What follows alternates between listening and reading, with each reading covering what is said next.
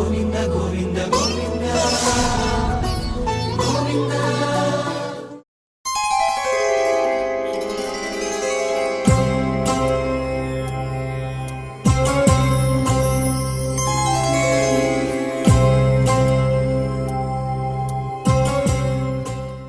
జయలక్ష్మీ వరలక్ష్మీ జయలక్ష్మీ వరలక్ష్మీ సంగ్రామ వీరలక్ష్మీ ప్రియురాలవై హరికి వెరసితివమ్మా.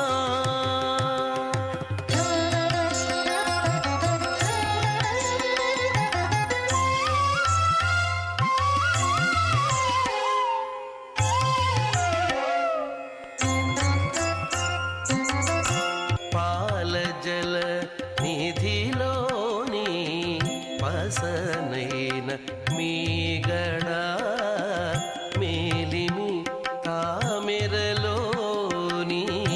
మించువాసన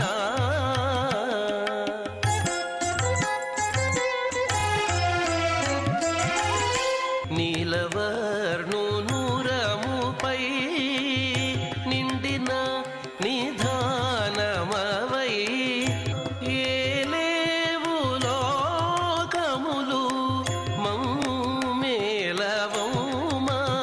అమ్మా జయలక్ష్మీ వరలక్ష్మీ సంగ్రామ వీరలక్ష్మీ ప్రియురాలవై హరికి బెరసితివమ్మా.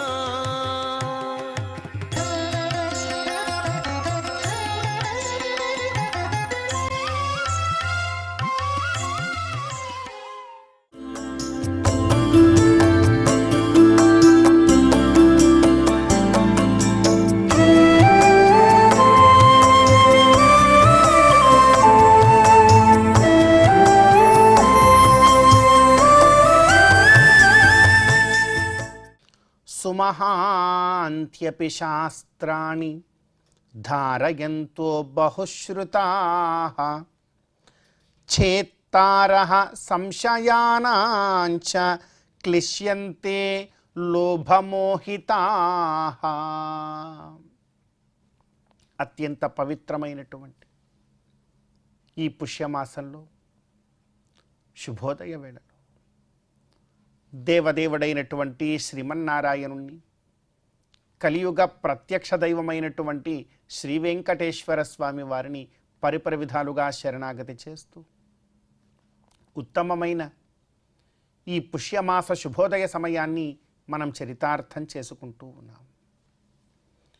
ఈ పుష్యమాసంలో ఎంతో విశేషమైనటువంటి ఫలప్రదాయకమైనటువంటి సౌరమానానుగుణమైనటువంటి ఈ ధనుర్మాసంలో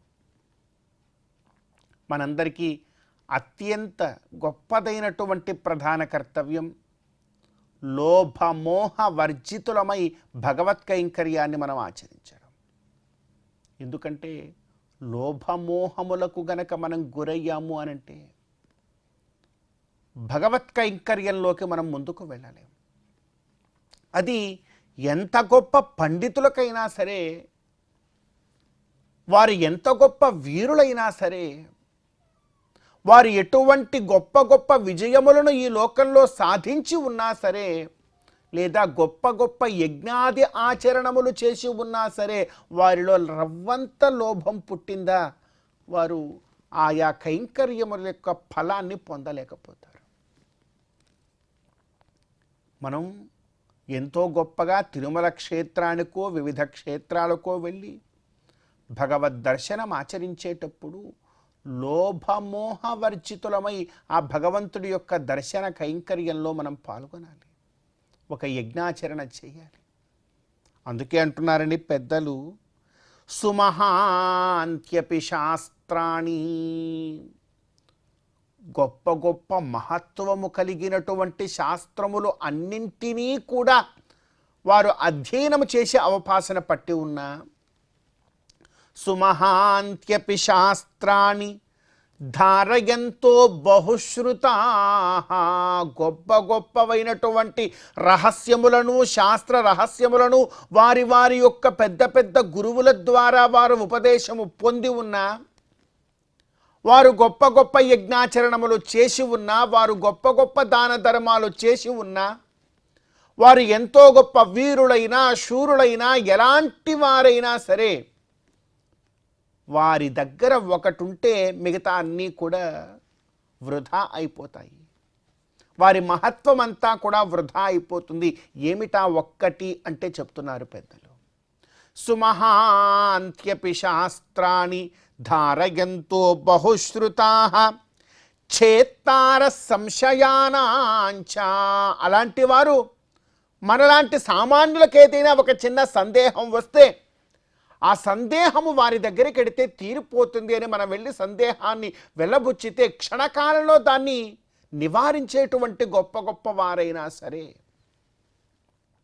వారి దగ్గర ఒక్క గుణము గనక ఉందా, దుర్గుణము మొత్తం అంతా నాశనం.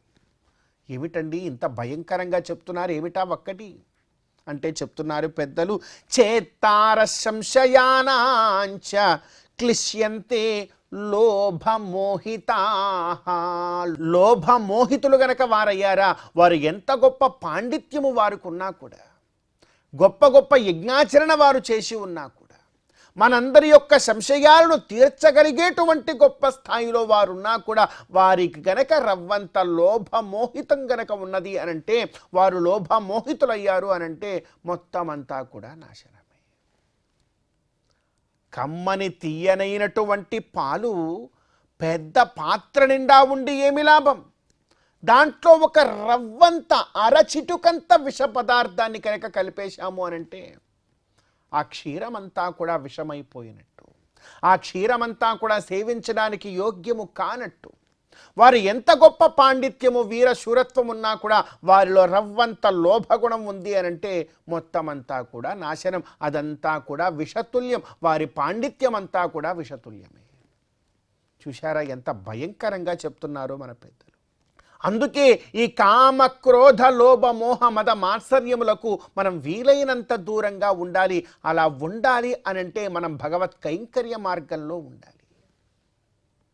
భగవత్ కైంకర్య మార్గంలో సర్వము భగవదర్పణం చేసి ఎంతగా అయితే విఘ్నసోక్త విగ్రహారాధన మార్గంలో మనం ఉండగలుగుతామో అంత గొప్పదైనటువంటి భాగ్యాన్ని మనం అందరం కూడా పొందగలుగుతాం.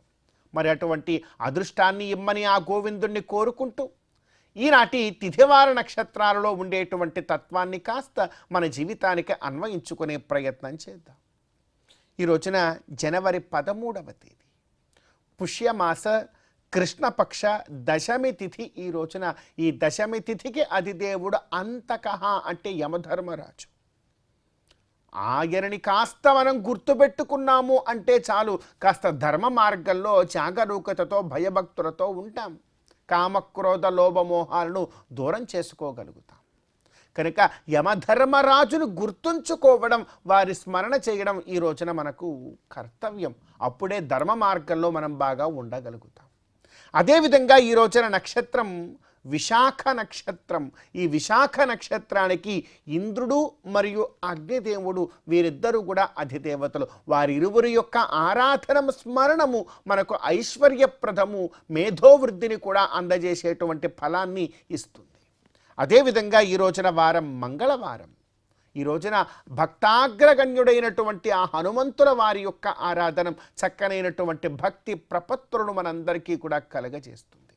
కనుక ఈ తిథివార నక్షత్రాలలో ఉండేటువంటి తత్వాన్ని మన జీవితానికి అన్వయించుకొని గోవిందుడి యొక్క అనుగ్రహంతో గొప్పదైనటువంటి విఘ్నసోక్త విగ్రహారాధన మార్గంలో ముందుకెళ్ళేటువంటి భాగ్యాన్ని మనందరం కూడా పొందుతూ ఈ పుష్యమాస శుభోదయ సమయాన్ని మనం చరితార్థం చేసుకుందాం.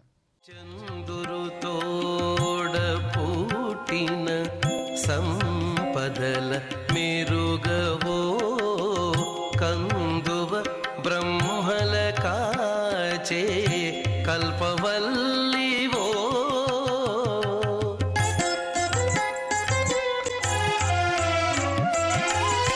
అందిన గోవిందునికి అండనే తోడు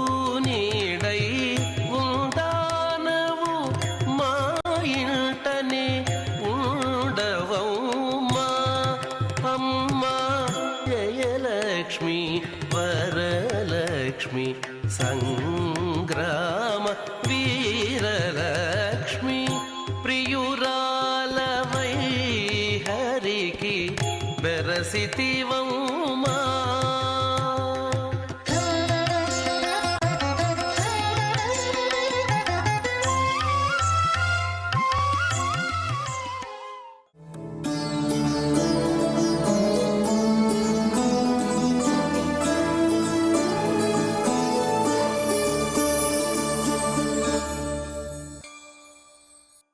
కర్కటే పూర్వఫల్గుణ్యాం తులసీ కారణోద్భవాం పాండ్యే విశ్వంబరాం గోదాం వందే శ్రీరంగనాయకీ.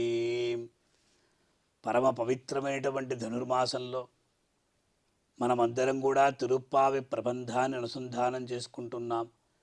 అదే సమయంలో గోదాదేవి యొక్క వైభవాన్ని కూడా మనం తెలుసుకొని తరిద్దాం. వేదాంత దేశికుల వారి గోదాస్తుతిలో 28వ శ్లోకం. ఇది ధ్యాన శ్లోకం.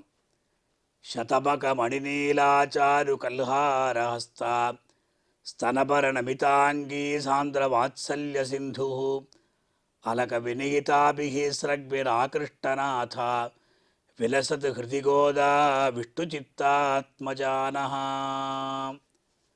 ఇది ఒక ధ్యాన శ్లోకం. ప్రతిరోజు కూడా ఈ శ్లోకాన్ని మనం ధ్యానం చేసుకోవాలి. విశేషంగా ధనుర్మాసంలో ఈ శ్లోకాన్ని ఎవరైతే ధ్యానిస్తారో, ఈ శ్లోకాన్ని ఎవరైతే పఠిస్తారో వాళ్లకు సమస్త మంగళాలు కలుగుతాయి. అందువల్ల దేశికుల వారు చక్కగా శతమక మణినీలా అన్నారు. అంటే 4 విశేషణాలు అమ్మవారి గోదాదేవికి. ఆవిడ ఎలా ఉన్నది, ఆవిడ యొక్క వర్ణం ఎలా ఉన్నది అంటే శతమఖ మణినీల. శతమఖ అనే మఖి అనేటువంటి ధాతువులో 100 కోణాల నుండి నీలిమ అలా తళుకులేనటువంటి మణి అన్నమాట. ఎంత బాగుంటుంది. ఈవిడ భూమాదేవి కదా, అందువల్ల శతమఖ మణినీల. ఈవిడ ఇంద్రనీలమణి వంటి ఒక వర్ణాన్ని కలిగి ఉన్నది. రెండవది చారు కల్హార హస్త. అందమైనటువంటి కల్హారం అనేటువంటి పుష్పం అంటే నల్ల కలువ. ఆ నల్ల కలువను చేతిని ధరించి ఉన్నది. అమ్మవారేమో మహాలక్ష్మి ఏమో అక్కడ తామ్ర అంటే తామర పుష్పాన్ని ధరించి ఉంటుంది. అమ్మవారి గోదాదేవి కల్హార పుష్పాన్ని అంటే కలువ పువ్వును చేతి యందు కలిగి ఉంటుంది. మనం చూడొచ్చు ఆ పుష్పాన్ని. అమ్మవారిని ఎప్పుడైతే దర్శించుకుంటామో ఆ 2 చేతుల్లో చక్కగా ఆ పుష్పం ఏ ప్రకారంగా ఉంటుందో ధరించి ఉంటారు. అది మాత్రం కాదు, స్తనభరణమితాంగీ. సాముద్రికా శాస్త్రం స్త్రీల యొక్క స్వరూపాన్ని వర్ణిస్తూ, ఏ స్త్రీ అయితే చక్కటి స్తనాల్ని కలిగి ఉండి వంగి ఉంటుందో, ఏ స్త్రీ శరీరం ఆవిడ ఉత్తమమైనటువంటి స్త్రీని సాముద్రికా శాస్త్రం చెప్తుంది. వల్ల ఇక్కడ కూడా ఆ స్తనభర నమితాంగి సాంద్ర వాత్సల్య సింధు. ఆ గోదాదేవి ఎటువంటిది అంటే వాత్సల్య సింధు, వాత్సల్య సముద్రం. అలక వినిహితాభిః స్రగ్భిరాకృష్టనాథ. ఈవిడ ఏం చేస్తున్నది, ఇటువంటి గోదాదేవి అలక వినిహితాభిః స్రగ్భిః, తన యొక్క ఆ ముంగురుల యందు ధరించబడినటువంటి స్రగ్భిః మాలికచే ఆకృష్టనాథ, ఆకర్షింపబడినటువంటి భర్త కలిగినటువంటి విష్ణుచిత్త ఆత్మజాన్, విష్ణుచిత్తుల యొక్క ఆత్మజ కుమార్తె అయినటువంటి గోదా హృది నహ, మన యొక్క హృదయంలో ఎల్లప్పుడూ కూడా విలసతు ప్రకాశించుగాక అని ఈ శ్లోకం యొక్క తాత్పర్యం. అంటే ఆ గోదాదేవిని ఎల్లప్పుడూ కూడా మన యొక్క హృదయంలో ధరించుకుంటే భగవద్ అనుగ్రహం కలుగుతుంది అని దేశికుల వారి యొక్క ఆశయం. వాస్తవంగా చూస్తే జ్ఞానాత్ ధ్యానం విశిష్యతే అన్న, జ్ఞానం కన్నా కూడా ధ్యానం విన్నాను. ప్రతిరోజు కూడా మనం ధ్యానించుకుంటూ ఉంటాం. ఆ ధ్యాన శ్లోకాన్ని మనం ప్రతిరోజు చెప్పుకుంటే తప్పకుండా మనకు మంచి కలుగుతుంది. అందులో ఎటువంటి సందేహం లేదు. వెంకటేశ్వర స్వామిని మనం ధ్యానించుకుంటున్నాము అంటే కందర్పకోటి సదృశం కమనీయ వేషం ముక్తావళి లలితకంఠముదారహారం పీతాంబరద్యుతి విరాజిత దివ్యదేహం శ్రీ వెంకటేశమజమాత్మని సన్నిధత్తామని అలా ఆ వెంకటేశ్వర స్వామిని మనం ధ్యానించుకుంటాం. ఇక్కడ కూడా ఆ గోదాదేవిని ధ్యానించుకుంటే మనకు సమస్త మంగళాలు కలుగుతాయని దేశికుల వారు ఈ శ్లోకం ద్వారా తెలియజేస్తూ, వాస్తవంగా లక్ష్మీదేవి అక్కడ కమలహస్త అయితే గోదాదేవి కల్హారహస్తగా ఉన్నది. అంటే ఇద్దరూ కూడా ఒకే విధమైనటువంటి పుష్పాన్ని ధరించి ఉంటే ఒక భ్రాంతి కలుగుతుంది. అందువల్ల ఏమైనది అంటే ఈవిడ కల్హారహస్తతో ఉన్నది, మంచి ఆ నల్ల కలువ పువ్వును ధరించి ఉన్నది, భక్తులందరినీ కూడా అనుగ్రహిస్తూ ఉన్నది. అటువంటి ఆ గోదాదేవి రంగనాథుణ్ణి వశపరుచుకొని మన యందు ఉన్నటువంటి దోషాలంతా కూడా అతని ద్వారా పోగొట్టి మనల్ని అందరినీ భగవంతుని యొక్క చెంతకు, ఆ భగవంతుని దివ్య స్థానానికి తీసుకుని వెళ్తున్నది అని దేశికుల వారు చక్కగా ఆ విష్ణు చిత్తుల వారి యొక్క పుత్రికైనటువంటి గోదాదేవి మన యొక్క హృదయంలో ఎల్లప్పుడూ విలసిల్లుగాక అని వారి యొక్క తండ్రి పేరును కూడా స్మరిస్తూ, తండ్రి లేకపోతే ఈ కుమార్తె లేదు, తండ్రి యొక్క సమస్తమైనటువంటి ఆ భక్తి భావాలంతా కూడా పుణికిపుచ్చుకున్నటువంటి ఏకైక స్త్రీమూర్తి గోదాదేవి కదా అని ఈ శ్లోకం ద్వారా తెలియజేస్తున్నారు. మనం ఈ ధ్యాన శ్లోకాన్ని పఠించి ఆ దేవదేవుని యొక్క దివ్య అనుగ్రహాన్ని పొంది తరిద్దాం. ఓం నమో వెంకటేశాయ. 16 పన్నెలతో బంగారు పతిమా చెదరని వేదములా చిగురుబోడి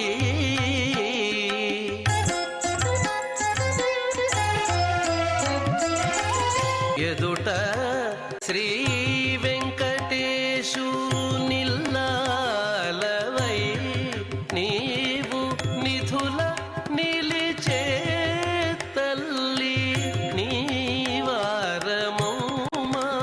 అమ్మా జయలక్ష్మి వరలక్ష్మి సంగ్రామ వీరలక్ష్మి ప్రియురాలవై హరికి వెరసితివమ్మా అమ్మా జయలక్ష్మి వరలక్ష్మి సంగ్రామ వీరలక్ష్మి వరలక్ష్మి జయలక్ష్మి.